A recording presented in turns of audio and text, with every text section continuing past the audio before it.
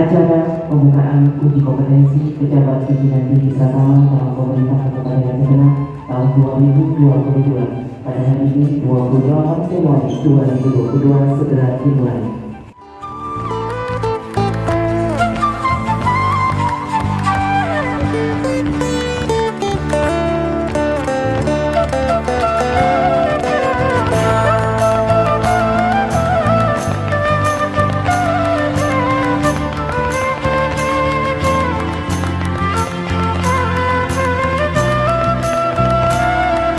Dapat memberikan penilaian yang objektif akurat dan berdasarkan hasil penilaian tersebut kami sebagai pimpinan daerah dapat memiliki data akurat dalam menempatkan para pejabat secara profesional sesuai dengan kemampuan dan keahlian masing-masing.